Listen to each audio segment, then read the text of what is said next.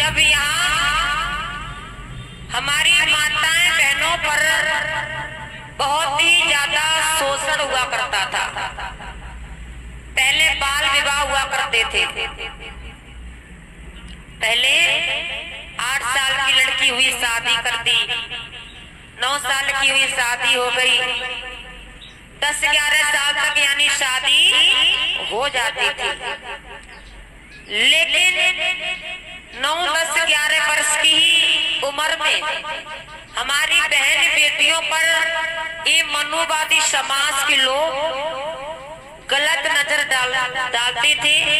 फिर हमारी बहनों के साथ में शोषण, बेइज्जती ये लोग किया करते थे, इज्जत लूटा करते थे हमारी बहन बेटियों की।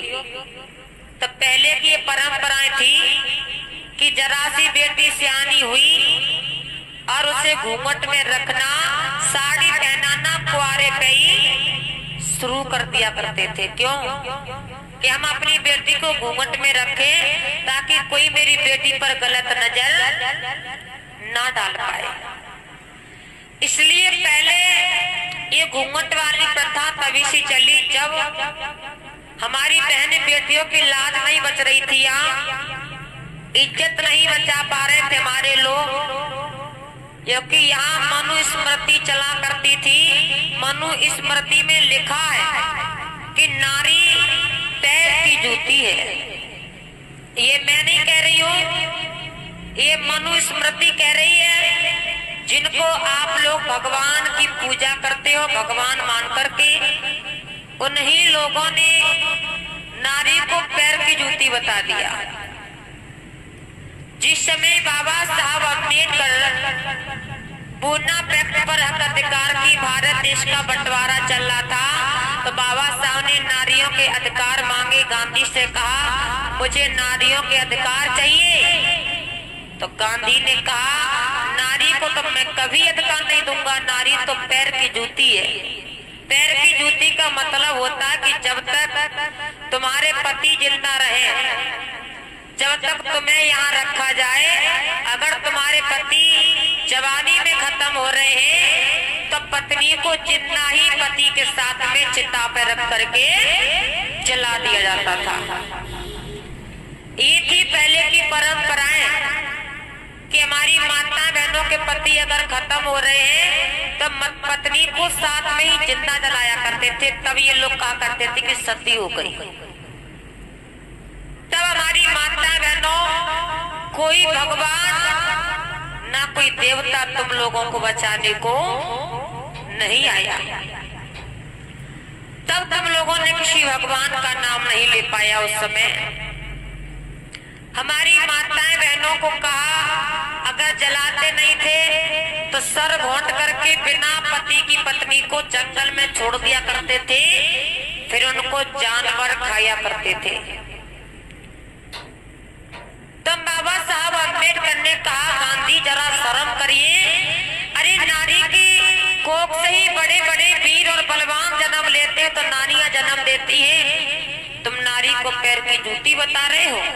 अरे शर्म करिए जरा आंखों में कि नारी से ही जग संसार है। बड़े बड़े वीर बलवान, बड़े बड़े विद्वानों को जन्म देने वाली नारियां हुआ करती है और तुम नारी को पैर की जूती बता रहे हो। तो मेरी माताएं बहनों, बाबा साहब ने इस नारी को पैर की जूती ना बनाकर बाबा साहब ने नारी को सर का ताज बना करके तैयार कर दिया। बाबा साहब अम्बेडकर ने किसी दिन इस नारी को कोई भी सर उठा करके चलने का अधिकार नहीं था, लेकिन बाबा साहब अम्बेडकर इस नारी को कहां तक बिठा गए माताओं बहनों, कहां तक बिठा गए? नारी को बाबा साहब अम्बेडकर संसद भवन तक बिठा के चले गए। कहां तक? संसद भवन तक।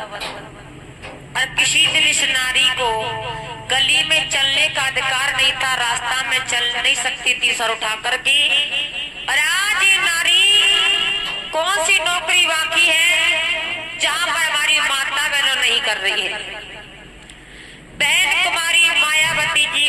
प्रदेश की चार बार मुख्यमंत्री रह गई, वो किसी और की बदौलत नहीं, वो बाबा साहब अम्बेडकर की भारतीय संविधान की बदौलत चार बार संसद भवन में कब्जा किया बहन हमारी मायावती जी ने।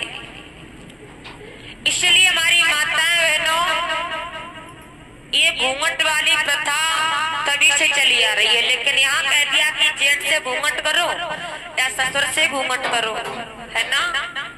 लेकिन इधर चले जाओ महाराष्ट्र में चले जाओ, महाराष्ट्र में कोई किसी का घूंघट नहीं करता है, सब ऐसी रहती है, अपना पल्ला कंधे पे डाल के रहती है, चाहे कोई कितना भी बड़ा मूड का आ जाए, लेकिन उन्हें कोई मतलब नहीं है घूंघट करने से।